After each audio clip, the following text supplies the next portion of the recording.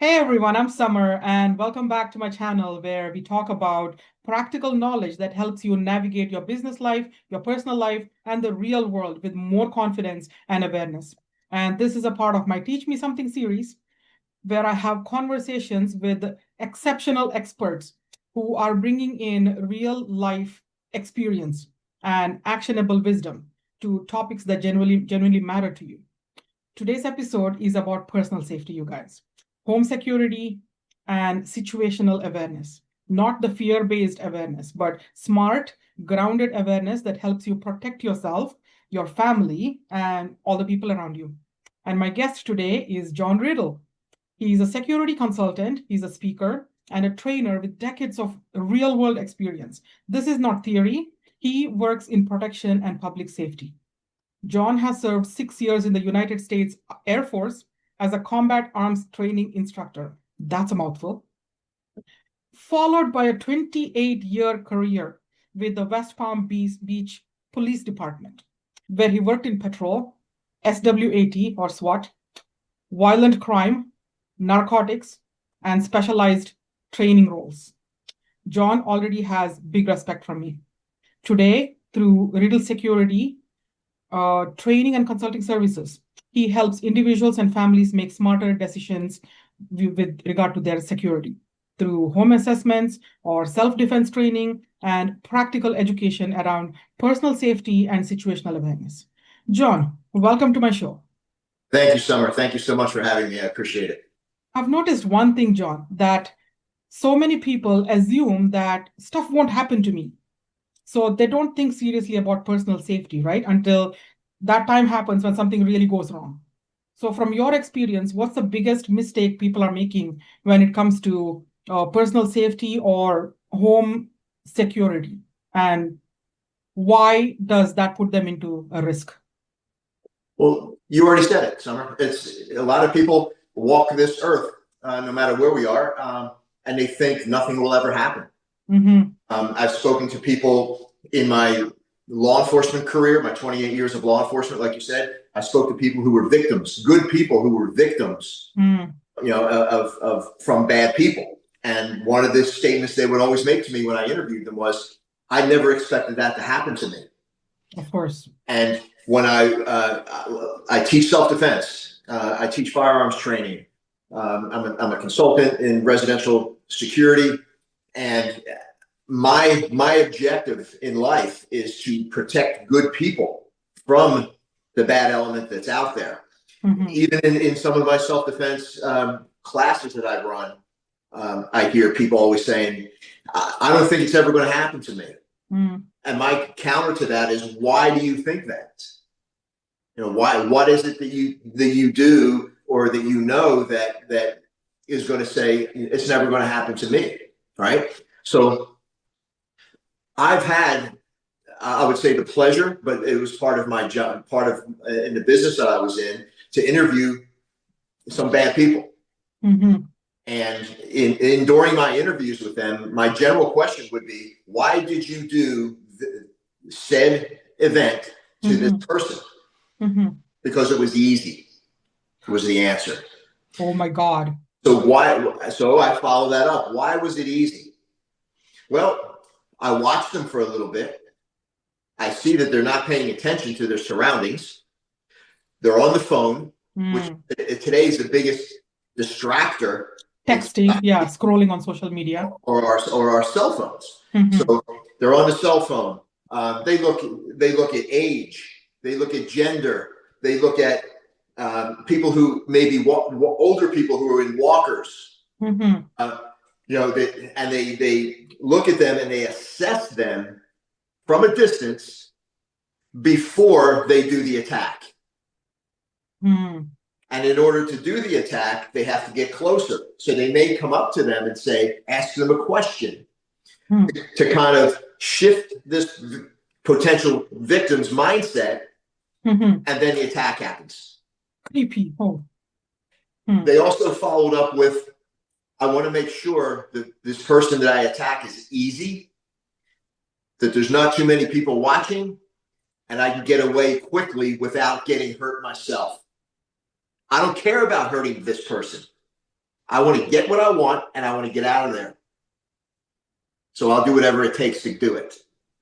And I've interviewed quite a few people. Hmm. And it's almost like they went to the same school And learn the same lesson. Were very similar. Very similar. To me, it was kind of shocking, yet it wasn't. Okay. But it was okay. I understand now why they pick certain people, and it can, in fact, be easy to do. So I, in turn, start watching people. This was my homework now. Okay. I would go to the shopping mall, restaurants, and I'd watch people. And people are just oblivious to what's going on around them. So it forced me into taking all this, compiling it together, and writing my book on it, and teaching it. Teaching how to become a hard target, as we say. That would be a book I would be really very interested in reading, because I can't sometimes feel like, no, this is not going to happen to me because I'm a tough person.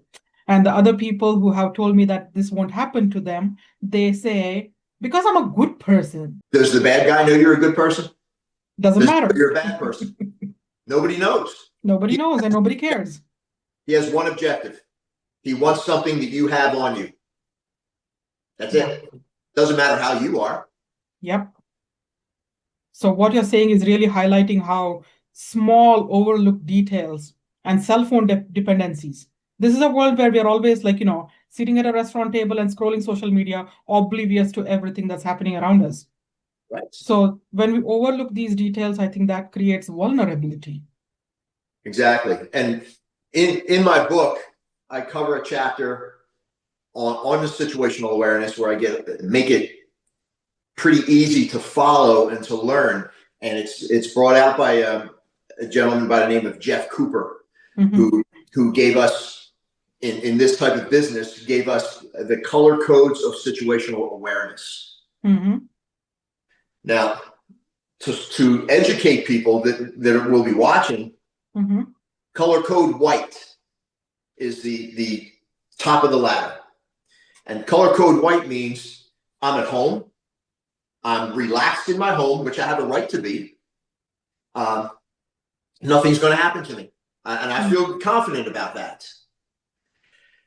The other side of the spectrum of color code white is I'm out walking around. I'm at the mall. I'm at the restaurant. And I am totally oblivious to my surroundings. I'm totally ignorant to what's going on around me. And this could set me up to become a victim. So in my teaching, we cover that color code white. And then the next step, and if you notice, each step is going to get darker. Darker. Color code yellow is the next step in the rung of the ladder, which means I have to be in a relaxed, that's the key, relaxed state of awareness, which means I look around, I see things happening. I don't have to sit here and take notes on everything, but I just want to see what's happening, who's loud right now, who's having an argument with their spouse in the restaurant I'm sitting in. What is going on when I'm walking down the street? Is there a crowd of people that looks undesirable that I may need to change the direction of my travel to get to where I'm going? So, as we say in the military and in law enforcement, my head is on a swivel. I'm always looking. I'm always looking around, and I'm picking things up, and they're going into my brain, and it's happening very quickly. This is good. This is good. This isn't good. I have to do something about this. I shift my travel, and I just move out of the way. I avoid, if at all possible. The next step is color code orange. I have to have a plan. The plan, I don't have to have a plan for everything that I'm doing. Okay, I'll be overwhelmed. Right. So if I go into a restaurant, where's the entrance? Obviously, it's the door I walked in. Yeah. when I sit down, and this has been bred into me from law enforcement, I sit down with my back to the wall and I can see things. Where is my secondary exit? Where is there another way I can get out if that first exit is blocked? If a gunman comes into the restaurant or somebody comes into a restaurant with a knife and just starts harming people, fear is going to kick in. And then we have color code orange. Color code orange is I have to have a plan. Now, my plan doesn't have to be everywhere I go, I have a different plan. It could be one general plan. I walk into a restaurant, I scan the restaurant, everything looks normal. I sit down, I'm aware of everything that's going on. So I'm in color code yellow. I have a plan. Okay, if something does happen here, I know how to get the door I came in, I can get out. The kitchen usually has another door that I can cut through the kitchen and get away if I need to. I want to stay out of the restrooms. I don't want to hide in the restrooms. I want to get away. I want to break distance. Okay. So I have to have that plan. Now, moving a little bit darker into the color code red this is the, God forbid this happens, but if push comes to shove, as I say, and we have to defend ourselves, now we have to enact the plan that we put together for color code orange. So red means now I'm taking action. Action can mean I run. I run away. I get away. And color code red happens when there's imminent danger? I'm sorry? Color code red happens when there is danger, like right now happening? Imminent danger. I cannot, it's here, it's now. I have to enact the plan that I made. Okay? Now, we can go into a color code black, which means I know absolutely nothing. I don't know what to do. Fear kicks in. We have a fight, a flight, freeze, and a freeze. Color code black, I freeze. I don't know what to do. Oh my God, fear kicks in, and that is unfortunately when people become victims. So we take these color codes, and what I do is I teach people these color codes, and then we can break out into a session where we go someplace and we walk, and I show them each color code that they can be in this particular situation. How do we defend ourselves if we have to? Right? So now we do a breakout session, and I teach maybe an hour, hour and a half of just some basic self-defense and how to see, how to de-escalate by choice words, making space. My hands are up. I'm showing empty hands. I'm talking. I'm using good language, right? And I'm talking to this individual, trying to de-escalate the situation, not escalate it. And then I'm looking for an escape route to get out. And if I know how to defend myself, if I have to, then I'm pushed into that. Then I have to use that as my default. So black is the toughest one. Black is the one where when everything just comes down on top of you, and you've never been there before, you've never trained in anything before to get any type of education in what to do when this happens.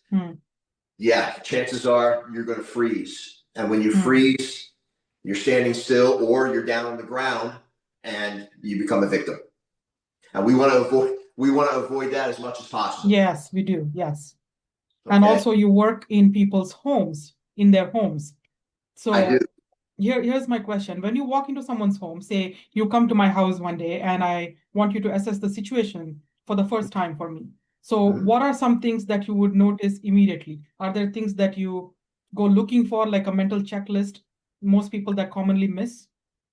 I do. I have a checklist, and I start from the outside of the home. I start from the outside of the home. What makes your home look easy to break into? So I look at the front doors. I walk around the outside. I look at your windows. I look at your door locks. Which way does the door open? Does it open out or does it open in? How strong are your windows? Here in Florida, because we have hurricanes, we have to have hurricane impact windows and doors. So the doors and the windows are much stronger. So it's going to take a lot to break a window in Florida. But I assess the home from the outside first. Now look at your lighting. What type of lighting do you have on the outside? Do you have a camera system? That's totally up to you if you want a camera outside the door to see who's approaching your door, who's ringing your doorbell, who's knocking. And you can get on your phone these days and bring it up and see, and oh, that's John at the door, right?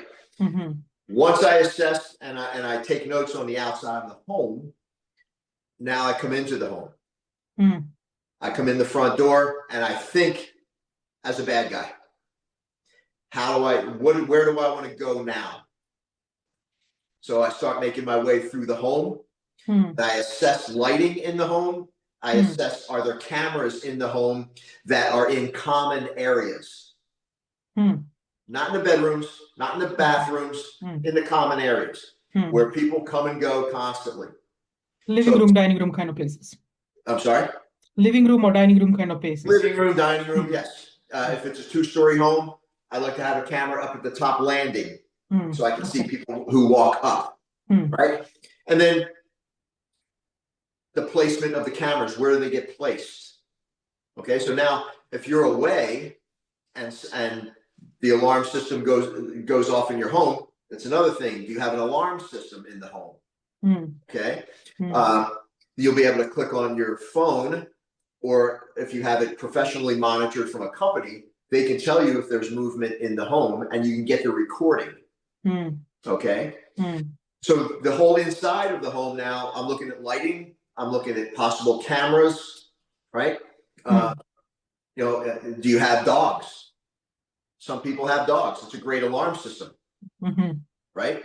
People think twice about coming in because they don't know if the dog's going to challenge them or not. It could be a small dog.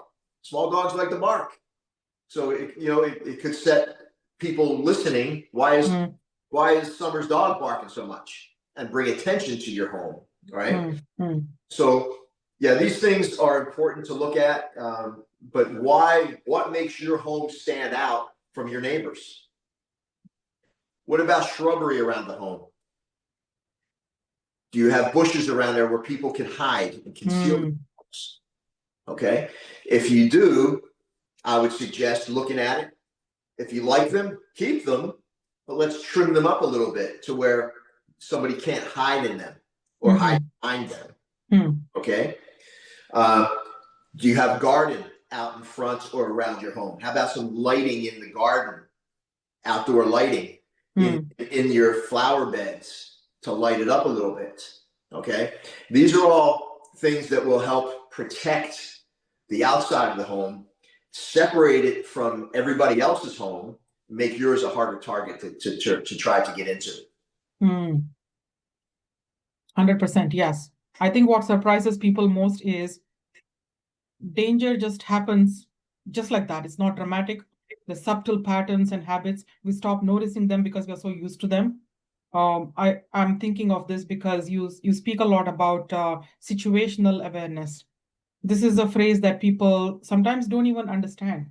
Like, it's been talked about a little bit here and there, but what does situational awareness actually mean for an average person? Like, people that think, I'm a good person, nothing's going to happen to me, but they still need to be situationally aware. You started talking about this in the beginning where, you go to a mall or a restaurant, be aware of what's going on.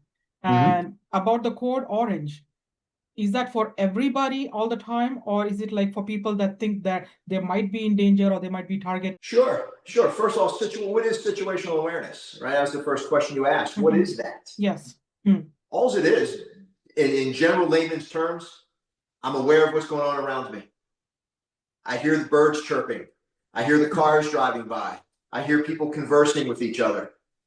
I don't have to hear what they're talking about. I don't have, it's just I'm aware. I hear things, I see things. If I see something in my looking around and it looks like that person over there is leaning against the pole or the post and they're watching me, or they're watching Summer walk down the street and I pick that up and I see that, then I will make a note about that in my head and I'll keep an eye on that person, whether he's watching you or he's watching me. And that's situational awareness, just being aware of what's going on around you. Very simple. The color codes, they're just break it down a little bit at a time as to what stage you're going to be in. Most of the time, if you're aware of what's going on, you're in color code yellow. And that's where you should live your life. Just be aware. That's all. Yeah. If we're anything else, right? We start to become very sensitive to things going on, and we become what's the word I'm looking for? We become over aware. We miss things. Okay. Yeah. We're not going to catch every single thing that's happening, but we want to look for the major things, right? If we're too much into it, we'll miss the small things. And also you might become paranoid or fearful of everything. Paranoia. There you go. Okay. We don't want to go there. We don't want to be there, right? We talk about mental health, right? We talk about mental health. I don't want to. We talked about it just now. Yes. I want to be normal, but I want to be safe. And yes. I'm relaxed state of awareness and color code yellow until I see something that looks dangerous. Then I already jump have to my orange. plan, and I start to enact that plan. Wonderful. John, this has been such an important conversation because I think it shifts safety from fear into awareness and preparation and smart decision making. Are you working on anything at this time? Right now, my firearms and my self-defense business is starting to pick up, running a little bit now. I'm working on my residential security consultant work. Okay. Like we've discussed, I go to people's homes who feel a need to see if their home can be beefed up. Have an extra layer of safety. Yeah. We can beef it up a little bit more for whatever reason there may be. And then on the speaking side, I have a full program that I speak on situational awareness. And then I can either do the 1 hour talk on that, or I can do a 45 minutes to 1 hour talk, and then we have a breakout session where we actually put some things into play, where people get on training. Wow, wonderful. You guys, if this resonated with you, go connect with John. His links are right below. John, what's the best place that people can get in touch with you? Right now, they can email me at john@johnriddle.us. That's easy. I'm on LinkedIn. I'm on Instagram, I'm on Facebook, and my website. You can go to riddleselfdefense.com. And you can see my website there. So what I do, and I give you some more information on me. I have a book out on Amazon. Okay. It's Defend the Now. Defend Now. Defend the Now. Okay. Defend the Now, a blueprint for safety in today's uncertain world. And this book is a ton of information from your personal safety and how it starts with you. And then it goes all the way down to cybersecurity safety, travel safety, parking lots, gas stations when you're filling up the car and you're driving. So all of these areas, I broke each section down, and it's filled with a lot of information. I put some stories in there where Summer, in my situational awareness on the job, in my 28 years of law enforcement and SWAT work, if I wasn't situationally aware, you and I wouldn't have this conversation today. Wow, I'm grateful for everything that's happening and grateful to have you at my podcast. Thank you very much, John. You guys, all links for John are right below in the description. Read his bio, explore his training, security consulting, and educational resources if you want to become more confident and prepared in your life. And get that book. That could be a lifesaver. You never know what's going to happen next. And if you're enjoying these Teach Me Something conversations, make sure you subscribe and like this video. Share this video with someone who values practical life skills and real world awareness. Because sometimes the best protection starts with simply paying attention. That's the lesson I learned today from John. John, thank you very much for being here. Thank you, Summer. I appreciate you. Thank you very much. You guys, see you in my next one.